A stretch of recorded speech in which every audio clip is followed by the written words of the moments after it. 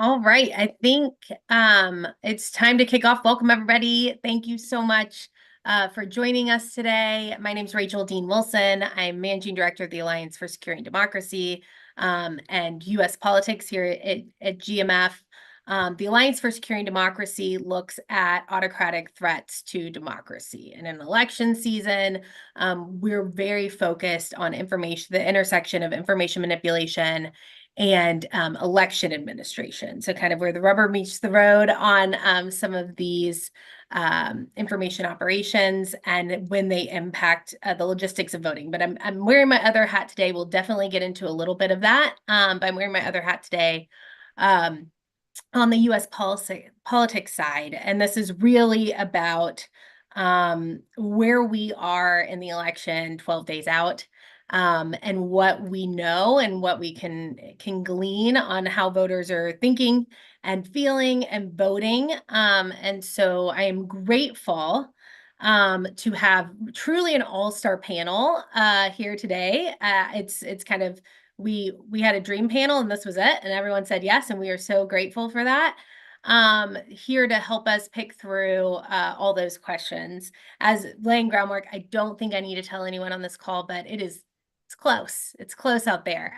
No one really knows what's going to happen. Of the 7 swing states, the New York Times this morning have 5 of them closer than it was less than 1%. So that's about as tight as you could get. And so we will dig through this. I will go ahead and introduce our panelists briefly because I want to get to the good stuff, to the conversation here. So first, Domenico Montanaro is here. I mean, such a kind of huge profile in political reporting over the years. He is NPR's senior political editor and correspondent based here in DC. Prior to that, he was with PBS NewsHour and NBC News, really long stints at all of those places. So comes with a lot of experience from past cycles, and we're excited to hear your insight. And then we have I'm out of order here, but Jessica Taylor, she's the Senate and Governor's editor at the Cook Political Report with Amy Walter. And the Cook Political Report, for those of you who don't know, maybe our European folks on the line that maybe might not follow it, you should. So go ahead and check out the Cook Political Report. It's a must read for anyone following politics closely. And Jessica and her colleagues are really top notch there. And then finally, I think Dan's here. Okay, we have Dan Nowicki, truly a storied, longtime politics reporter in Arizona. He's covered, I don't know, all the major races you could think of since I don't want to age you too much, Dan. I won't pick a race, but we worked together, worked alongside one another when I worked for Senator John McCain for many years, and Dan was the main political reporter out there. But now he's the national politics editor, and we're just delighted to have you. So I hope I impressed upon you how lucky we are to have all these great folks. So thank you all for joining. And we will dig into questions. So I want to start off with just kind of a scene setter. I said it's close. Everyone knows it's close. But we're like 12 days out. And I'd love, Domenico, to start with you on just kind of like, what is the state of the race as you see this? And I mentioned 7 swing states. What are those swing states and which ones do you think are most important? First of all, the fact that you talk about 12 days out, I don't know if I'm excited or I'm getting hives or I'm scared or what, because I feel like we've been covering this race for 2 years. We actually have, because Donald Trump got into the race in November of 2022, a week after the midterm elections. So it's been a long time coming with this, and the race has not budged very much at all. We have a very divided country.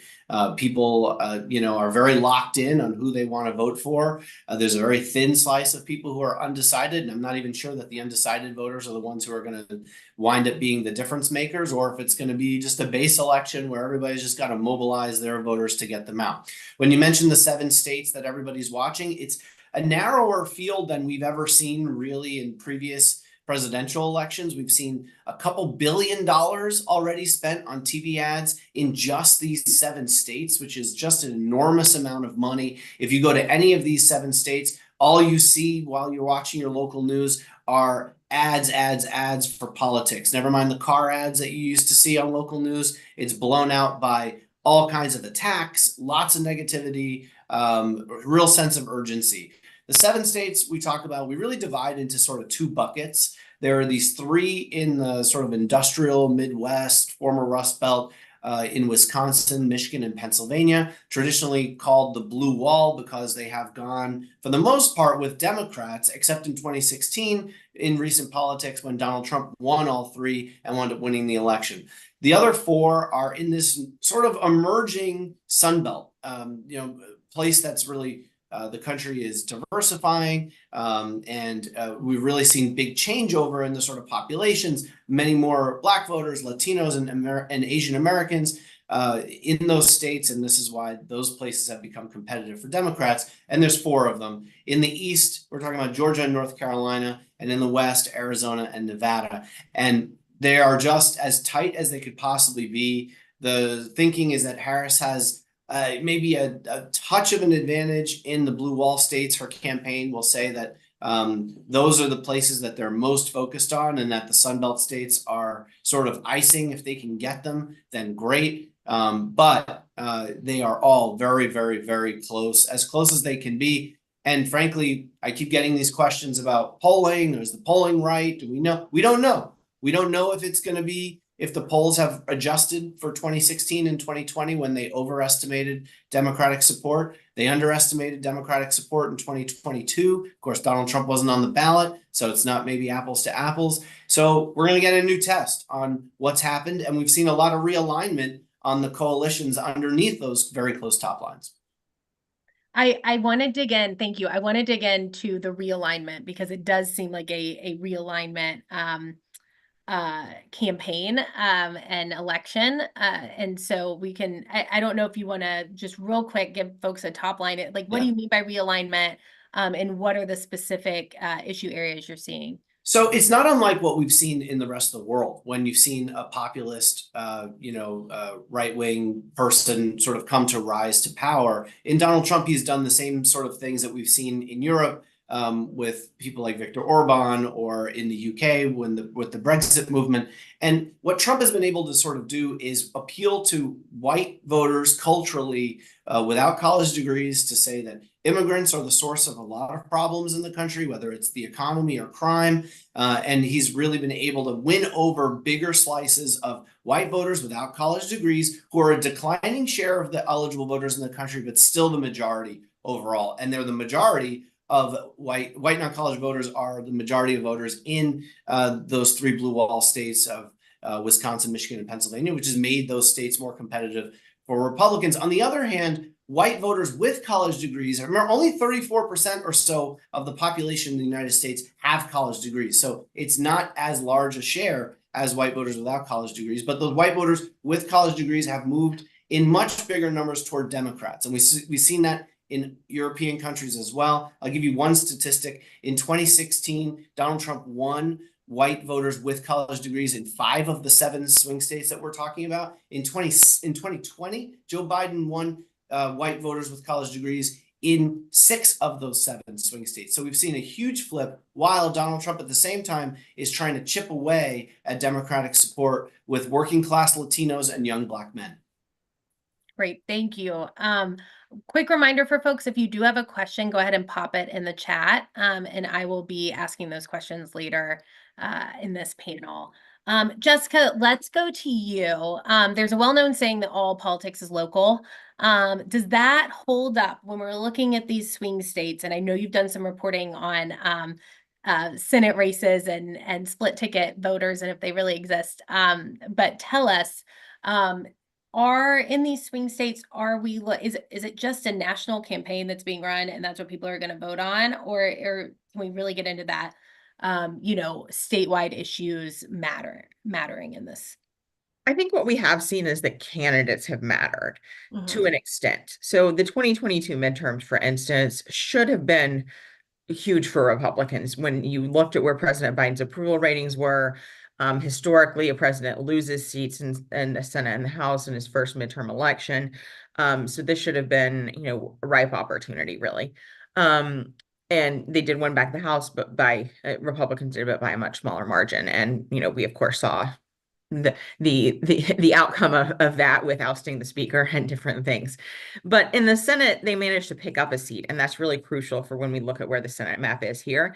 And that's because in 2022, Republicans were saddled with some really controversial candidates in Georgia and Pennsylvania and Arizona, which I know Dan can talk more about. And so this time, Republican candidates, they have recruited, I think, some better candidates in places, but in states that we aren't seeing as aligning in the Senate races with the presidential results in Arizona and Nevada in particular. We could see split ticket voting, which has become rare in presidential elections. And so I do think that these Senate elections have become so nationalized in that regard. So in 2016, every single Senate race went the same way as the presidential result. In 2020, only Susan Collins of Maine managed to win re-election, even as Joe Biden carried her state. She outran the president by about 7 points. But the map that Democrats Impressive have, spread. huh? Yeah. That's an impressive spread. Yeah. Right. It is. It is. And that's sort of maybe the max that a candidate could do, this sort of more of a centrist candidate. And that's why Republicans are favored to win back the Senate, because they are defending seats in some very red areas. And some of these Democrats that have managed to win in previously more favorable elections and different things, they're just facing incredible headwinds. So an open West Virginia seat is gone, for instance. That one's going to flip to Republicans. And then John Tester in Montana is the most vulnerable incumbent there. And he's running in a state that Trump won by 16 points. So even if he outruns Harris by 7 points, that's probably not enough. He's been down in polls. We expect him to lose that race. And then it becomes sort of, in Ohio, Sherrod Brown, that's an 8-point state. Maybe he can still hang on. He's running against a weaker candidate who's really been underperforming Trump. So this is where I do think, the partisan lean makes a difference, but also candidates matter. But then the states that we have seen tightening in the presidential race over the past few weeks are those blue wall states that Domenico talked about. And so this is where I think I've just increasingly seen polling that's been more in line with the presidential result. And where if these races are decided by 1 or 2 points, perhaps we could have a split decision. But I think the delta of, a difference in Pennsylvania voter, deciding to vote for Harris and then deciding to vote for a Republican Senate candidate or vice versa, is much smaller. So those are all races that we have in our toss-up column. But then in Arizona, you have a very controversial, polarizing candidate like Carrie Lake, who is vastly underperforming Trump, in Arizona, which I think might be his best state at this point, but we expect her to lose in that race. And then in Nevada as well, a Republican candidate that has not been able to sort of tell his story or have money. They've also been hurt by abortion. These Senate candidates have more so than at the presidential result. Our polling at the political report that we've done found that voters really were more concerned about Senate candidates perhaps supporting a national abortion ban. They didn't really believe that Trump would enforce that. So we see a difference when it comes to perhaps abortion in that regard. But we are seeing some more local issue or state issues that are also at play at the presidential race coming in to some of these Senate races. For instance, in Michigan, the Democratic candidate there, Alyssa Slotkin, her probably biggest thing that she's being hit on right now and is weaker on is about EV cars and EV mandates. So, they are sort of pushing some of those state specific issues. But I think overall, when we look at this, where Democrats are most vulnerable in these Senate races are still on the big issues that are driving the presidential race overall. It's on immigration, it's on the economy, and on inflation. Thank you. There's so much to pick apart there, but I will pause and go to Dan. Dan, let's dive in on Arizona. I just politically speaking, since I was involved in Arizona politics, it feels like the political transformation has been pretty rapid. It wasn't like we didn't see it coming, but pretty rapid. I'd love to hear a little bit about how you see, how we got here. I mean, I see Arizona as the kind of ground zero, and so do a lot of people, of election denialism, some of the problems from 2020. Um, how is that playing out in this election cycle? Does it matter? What is the state of Arizona politics at this point?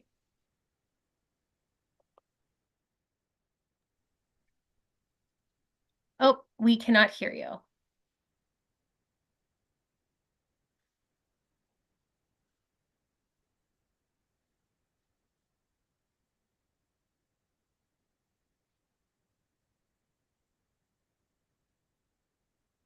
Um, let's see. William, maybe you can, I don't know if you and Dan can work some side. Oh, connecting to audio. That looks like a good sign. So we will. Let's see. Dan, you with us? No. Those audio checks.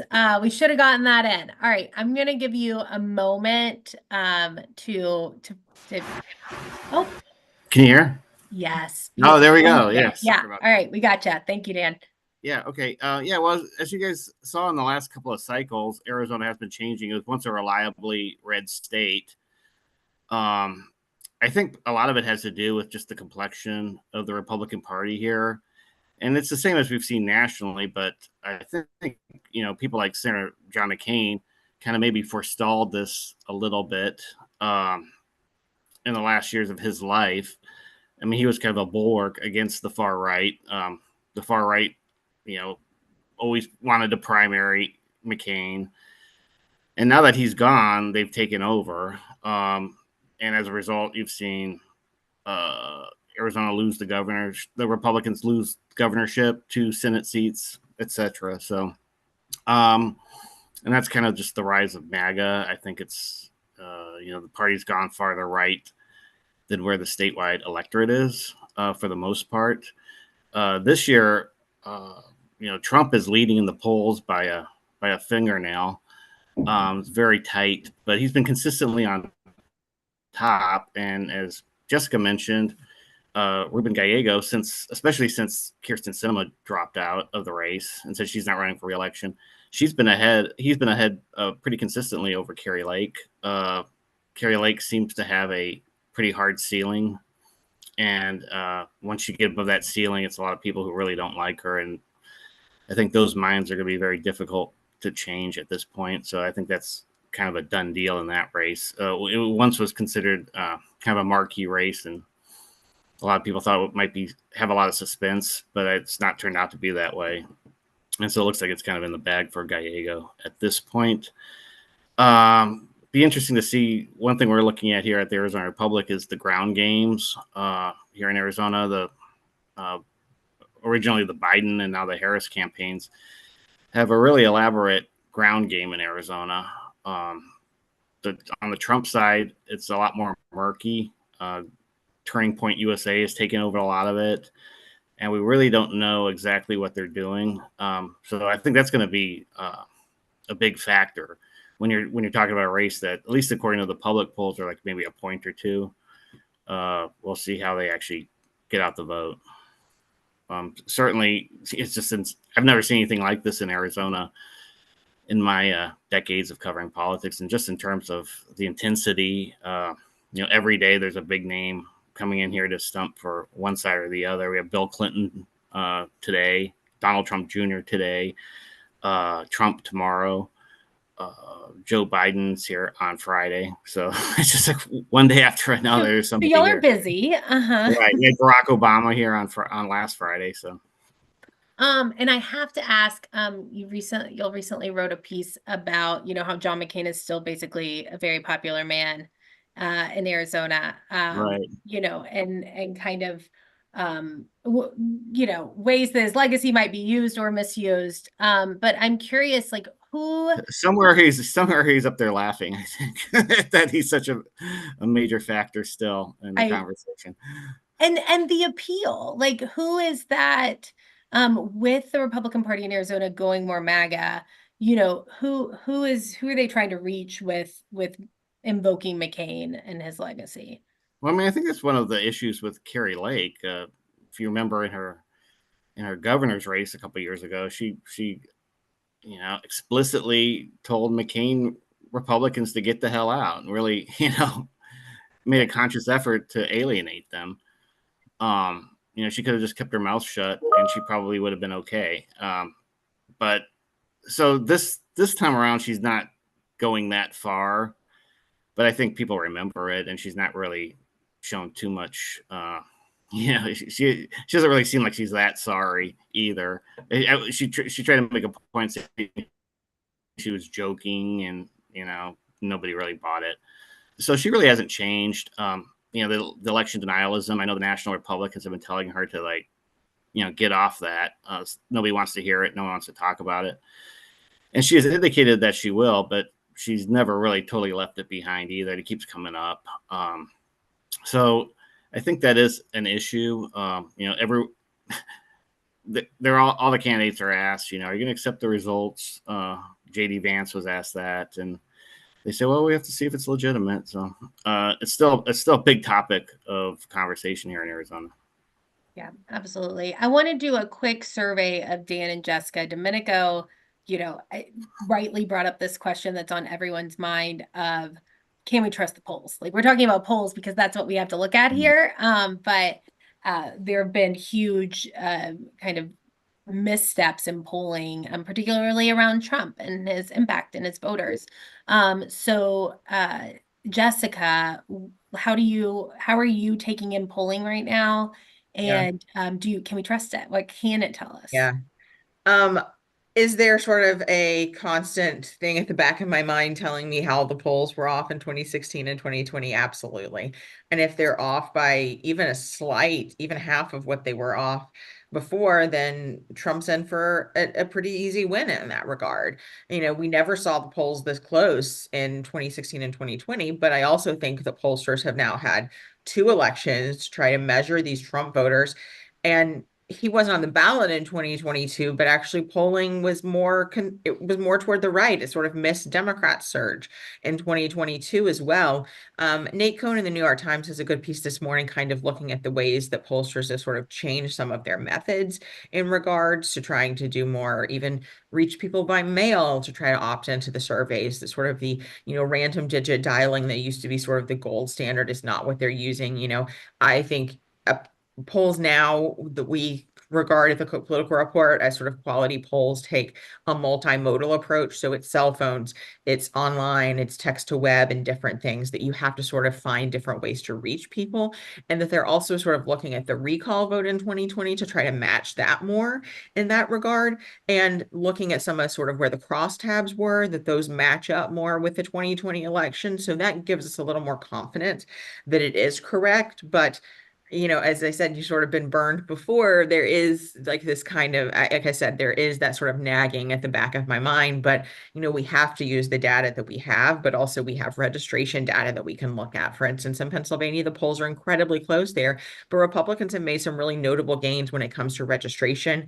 We're getting early voting data at this point, which I think can sometimes be read into a little too much, but Republicans are certainly making more of an effort as after Trump sort of has dismissed the how to trust early voting. So if Republicans can make gains there, I think that's really key. So I think we have to look at this as a holistic picture. Polling is a big part of it, but it's not the only data set that we have to look at some of these things right now. Thank you. Dan, do you trust the polling? I'm kind of in the same boat, I think. No way to really know. One difference in Arizona, at least, just because it's so tight, that we have a lot more polling than we usually have. Just in general, and in past cycles, polling in Arizona has been really bad. But at least we have a lot more of it this year, just given the stakes and the consequences of it, us being a swing state. Thanks. Okay. Domenico, let's go back to you. The media, I I come from a comms background. We have to talk media strategies.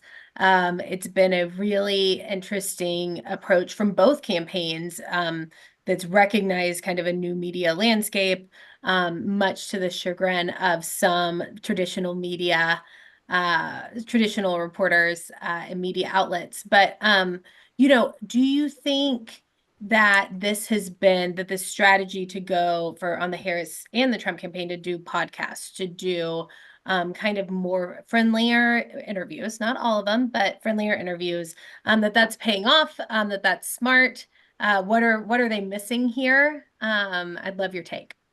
Well, this didn't start under Harris or Trump, right? I mean, we just have a more fractured social media landscape and podcast landscape and information ecosystem that has meant that these folks have to reach out to different types of constituents and different types of places. Because if you travel in this country and talk to people about where they get their information, there's no Walter Cronkite anymore, where there's one person who everybody will, one person's opinion can move a president's feelings about the war, right? I mean, Walter Cronkite came out and said that the war in Vietnam is a disaster. LBJ said, if I've lost Uncle Walter, I've lost the country. That is like not America anymore. America now is, I believe something, I want to hear somebody or read something that agrees with me. There's tremendous confirmation bias in the country. As a colleague of mine said, people are looking for affirmation, not information. And I think that it's a huge problem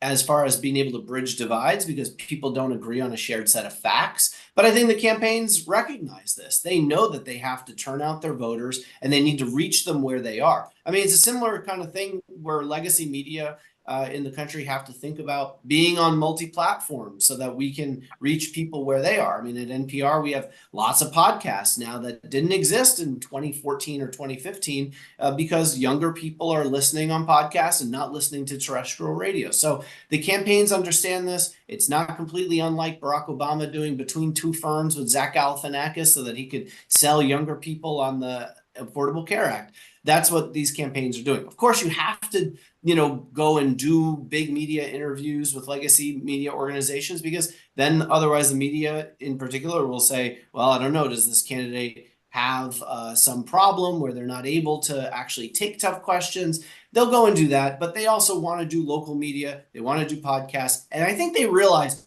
most people are locked in this election. And 95, 96, 97% in polls are saying that they know who they want to vote for. And they need to reach those people and get them to go vote. So I think that's what the strategy is. I think with the Harris campaign, it's been a really truncated campaign. They got in pretty, obviously she got in a place that she didn't expect to be in. She's been in 2 months or so and 3 months in this campaign. So, I think that has meant that doing those interviews has come later. She's doing a lot this week, did a lot last week. It's really a compressed schedule. So they need to be everywhere. And they're trying to reach people where they are.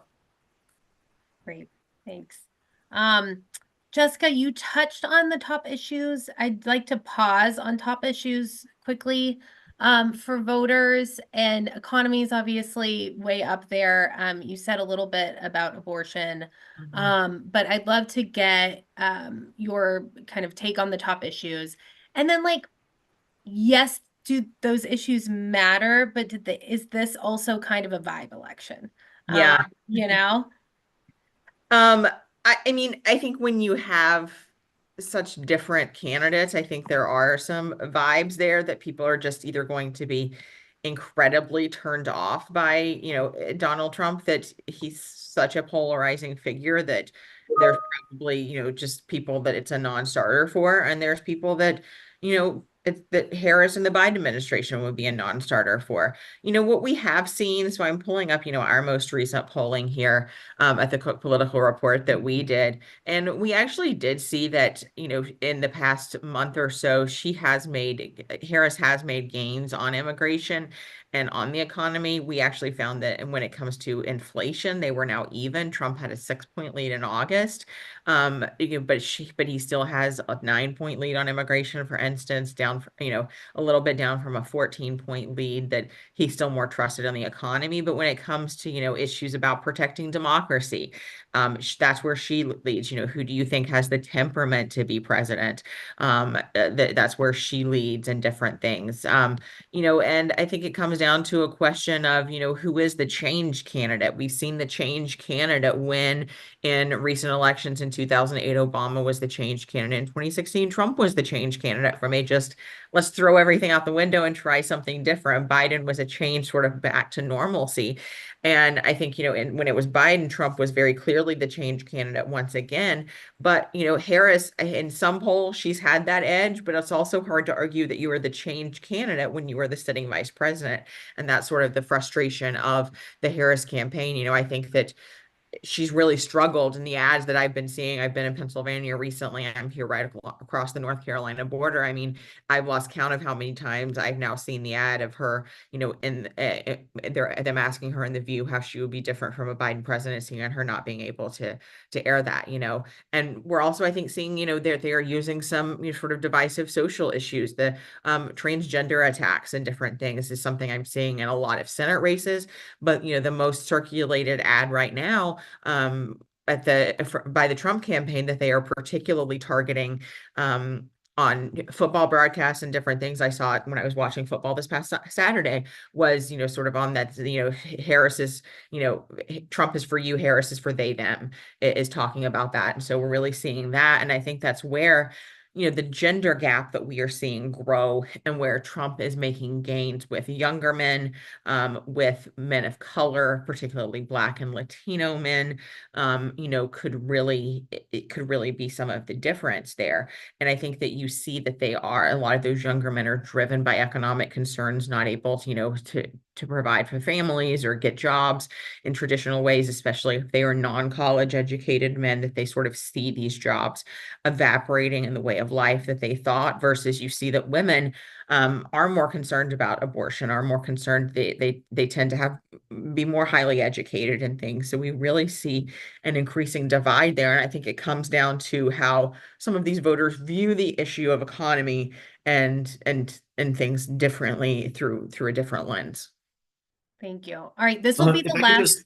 Yes. sorry, if I could say about the gender divide, I think, this could be the largest gender gap we've ever seen in American politics. And when I talk to undecided voters, the first 3 people I reached out to were men. They were all saying that we're not going to vote for Harris. And I said, I got to get some women on the phone.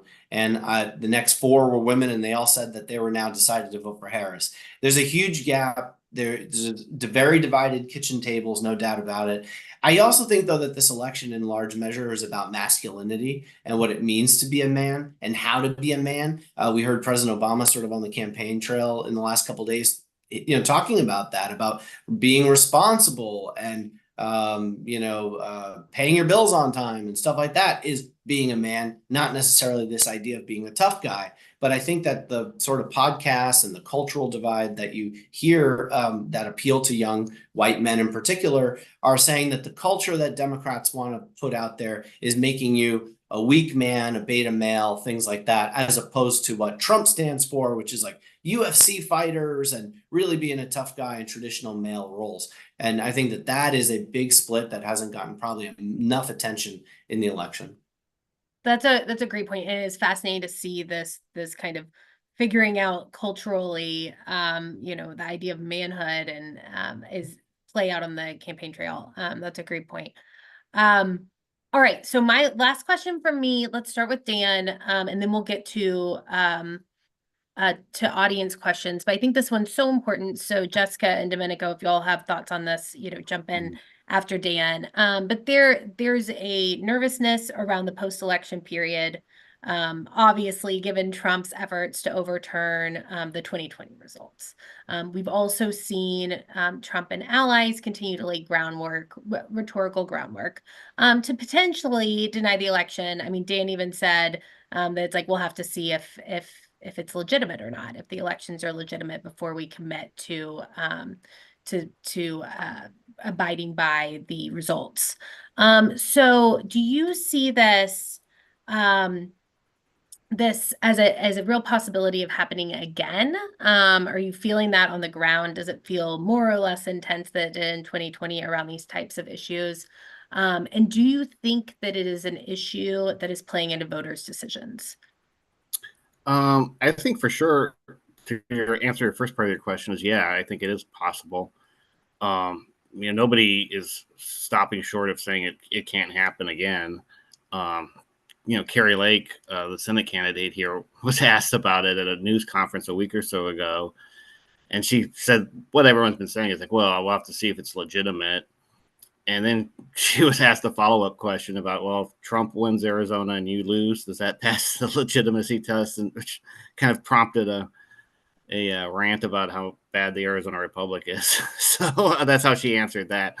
But yeah, it's on the mind of voters, but I don't think it's necessarily the top of mind for a lot of voters. It just seems like, January 6th, I think for some people, they remember it and it was bad, but it's kind of drifting away a little bit. And I think issues like inflation, immigration, the economy are probably more top of mind today. Thanks. In Arizona, anyway. Anyone else have thoughts? Otherwise, I can. I mean, I'm definitely sort of steeling myself for that because I think that Trump is going to declare victory, whether he's winning or not. That he's clearly setting the groundwork for this. And, in the same way that we saw him prematurely declare victory on 2020, even though we tried to do our job and warn people that there was sort of going to be this red mirage of day of voting that came in, that absentee ballots were being counted later, that he sort of set the standard for that. And I mean, I'm absolutely preparing for that prospect again, especially if it's a very close election. And, there's a lot of, I think there's a lot of other things this cycle that are coming into play. For instance, in North Carolina, with still having the hurricane recovery, I think that, those ballots from largely what's a Republican heavy area in Western North Carolina, how does that play into it? Could that be a part where they sort of, sow distrust and questions about voting access there? But, I think that there's also questions about board certifying and by the date in December. So, I mean, maybe this time I think people are a little more prepared for it in a way that we weren't in 2020. But I absolutely think that there's going to be an effort if he does lose, especially if he loses very closely. Thanks. Yeah, I think for sure Trump is going to declare victory. I mean, no matter what happens, I think that Pennsylvania is going to be one of those states we're probably not going to know on election night how it goes. It was decided by a little bit more than a point in 2020. It was decided by less than a point in 2016. You can probably imagine, considering where the polls are at, that it's not going to be decided on election night and certainly not decisively enough to make a call. Probably. So he's going to say we won.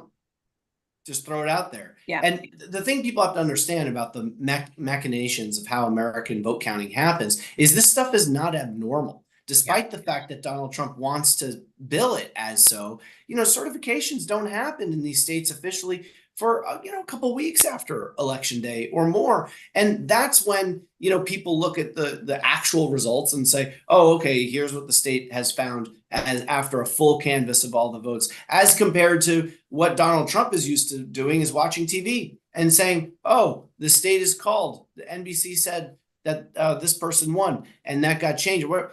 These decision desks are very good at the places that make calls and make projections for who won these races, because they are able to look at vote that comes in from key precincts and key counties and know who's likely to win and to be able to make a call to a 95% degree of accuracy. But that doesn't mean that, when the vote comes in, that it's all done on election night, right? I mean, there's a lot of early vote that happens now in this country, a couple of weeks prior to the election, ending up to a couple of days before election day.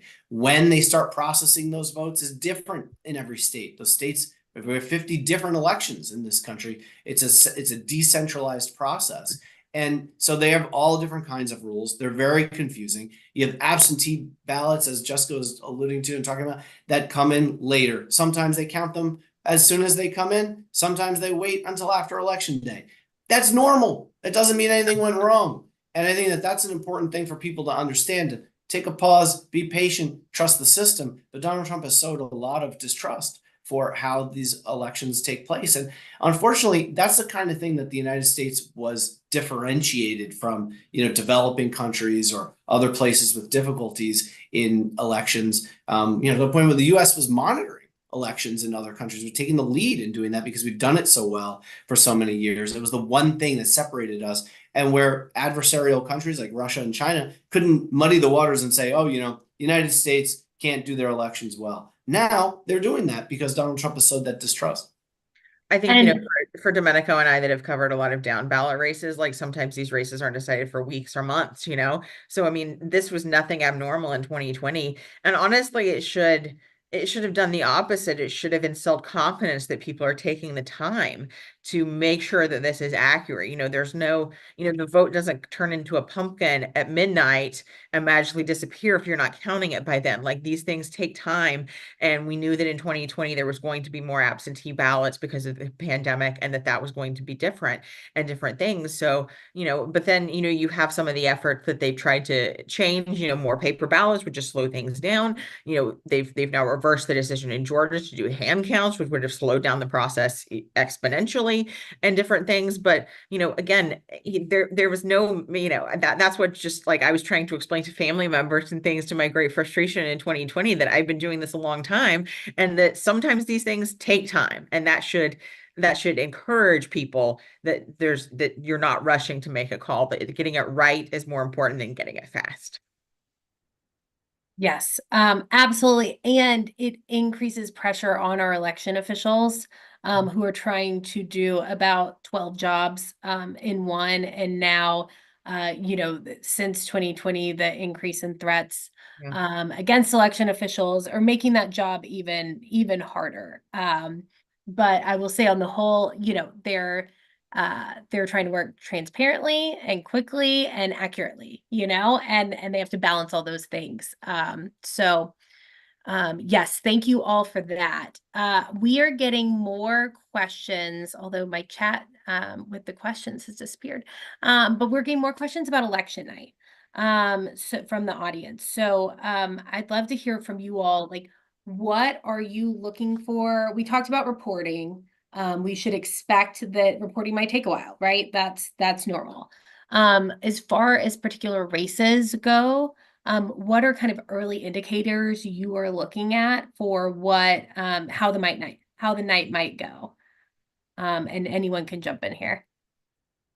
There's a lot of early states that close. They're not necessarily the of the 7 states that we're watching, but a place like Virginia, I think a lot of us always watch because it closes early. And if you see, Virginia being, Virginia's a lean Democratic state, it's supposed to go for Kamala Harris. If that is razor thin in the margin, that's probably a bad night for Kamala Harris. If it's a pretty big margin, especially considering Virginia normally starts with a pretty heavy Republican advantage because of the votes that come in from the southwestern part of the state, which is much more rural, and then winds up closing later in the night. If it's a much bigger lead for Harris, then you could say, okay, maybe that indicates something good later on for her. But that's one place I generally watch. Jessica might have other places that she's looking at. Yeah, I mean, North Carolina, I think, but again, there's so much uncertainty with some of that vote from the hurricane. Like, that's a pretty early close when we're at least just looking to that. I mean, Georgia, now that they aren't going to count by hand, I mean, we could get those early. I think Pennsylvania is the one that I'm kind of stealing myself to wait for, just because of the way that they can't count absentees until later. I think that there could be some House races that we're looking at that could give us an indication in New York, or different things that are coming in, some in New Jersey, if we do get some results in Pennsylvania and different things like that.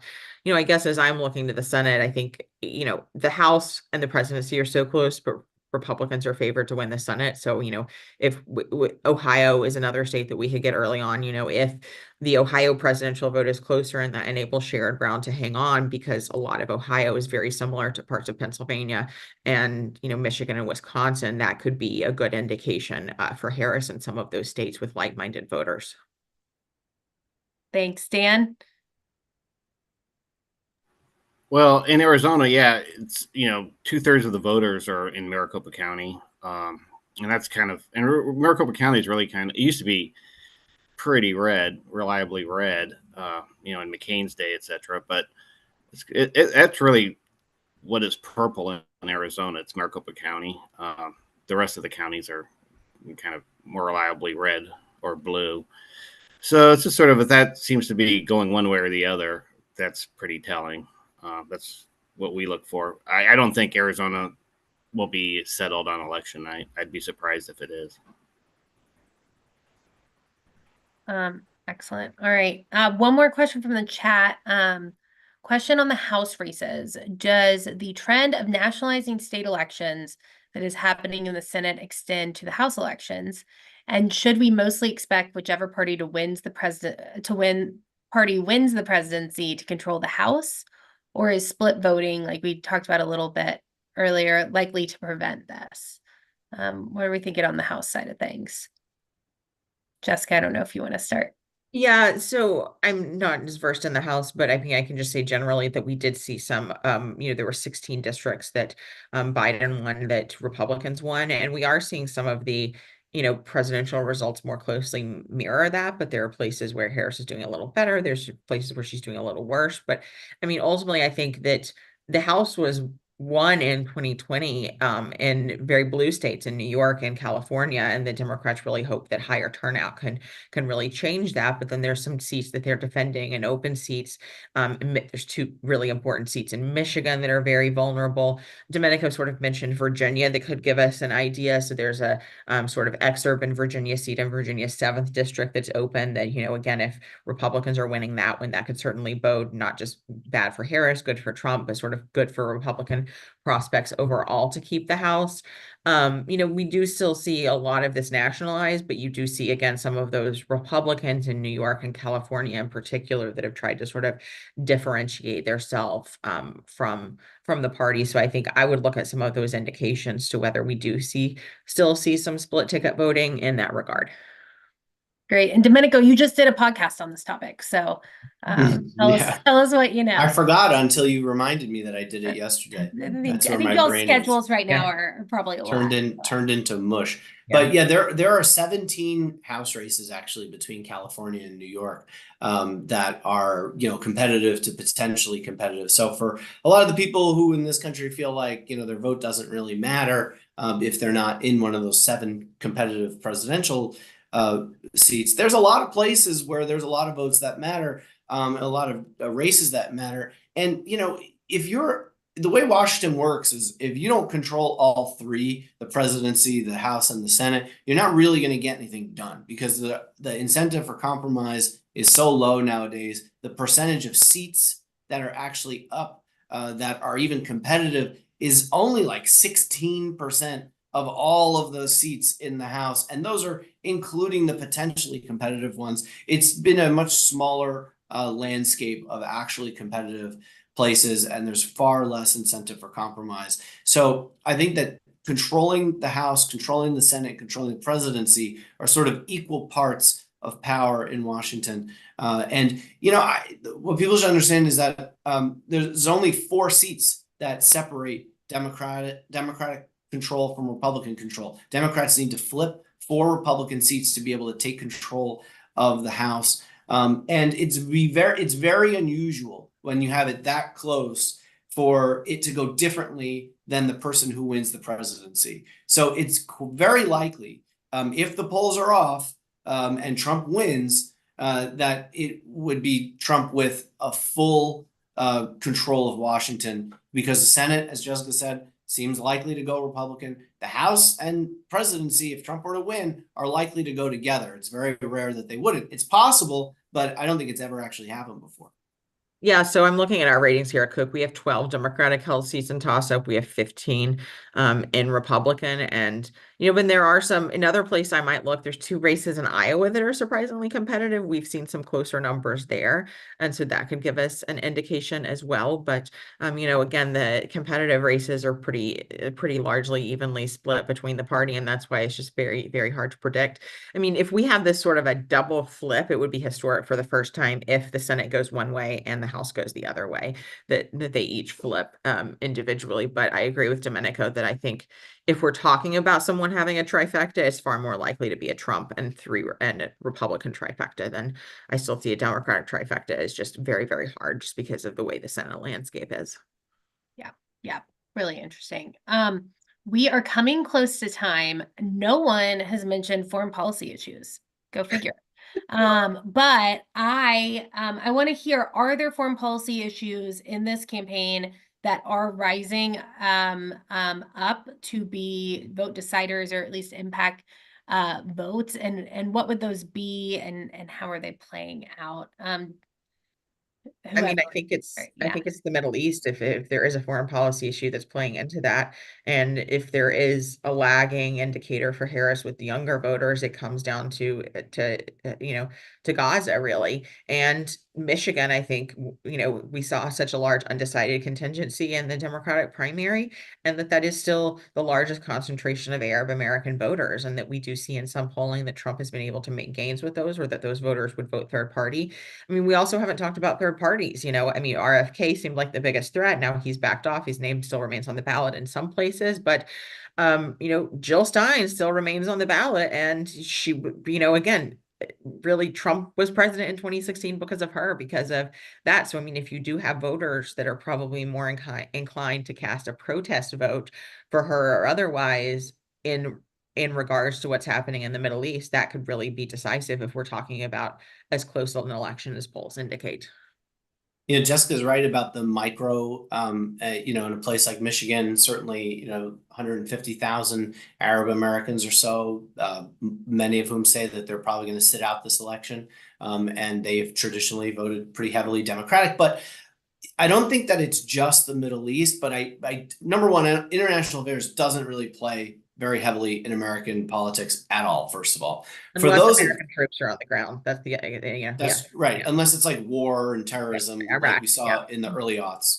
But I will say that there's also the possibility that Harris wins seniors for the first time since 2000 for a Democrat. We've seen in polling that she's ahead with them. And I think part of that is America's role in the world, what the United States looks like. I think Donald Trump has meant an end to what was, the American way of being perceived internationally since the end of World War II. He's represented a sort of, step back from American interventionism and really tried to be more protectionist, literally putting up walls and figuratively putting up walls to sort of take a step back and say NATO needs to do more for itself. The United States isn't going to just defend you, carte blanche, telling Korea that they have to pay for U.S. troop protection in their country. This is something he did as president. And certainly Ukraine is a humongous issue, I know, for Europeans and for NATO.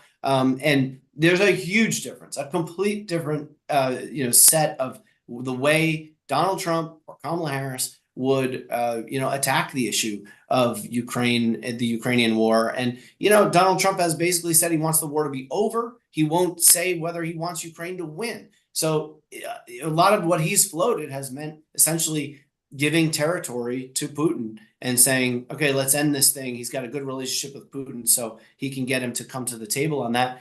Ukrainians don't want that. But that's where Trump is on this issue. His voters don't really care about this issue as much. They, see it as giving away money to a country who, is coming in and asking for money all the time, which is, totally different than anything we've seen for a prior American president.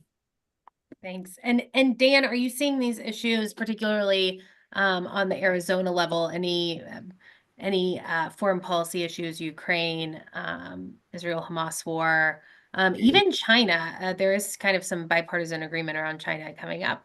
Yeah, No, absolutely I'm not. not seeing it as like any of those as like large issues with voters, to be honest with you. Some of the Republican candidates, like Domenico said, they're kind of echoing Trump and like, we need to stop the endless war. We need to stop sending money to Ukraine, stop the giveaways. But it doesn't seem to be big issues with voters. I think the pocketbook issues are continuing to make a difference, more so than foreign policy. Yeah. Yeah.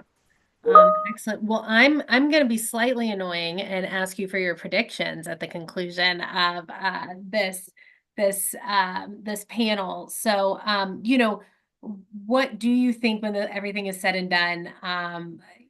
Is it Harris? Is it Trump? If you want to throw House and Senate predictions in there too, please. But who wants to start? Jessica has her mic off, so Jessica. I mean, I think that Republicans are going to win the Senate. I think it's just a question of if it's 51 or if it's 54. If some of those blue wall states end up breaking, we typically see that they break one way and different things. I mean, I think the presidency is too close to predict, but I would say with the trend lines I'm seeing now, I would rather be Trump at this juncture than Harris, that the polls have been moving ever so slightly in his direction.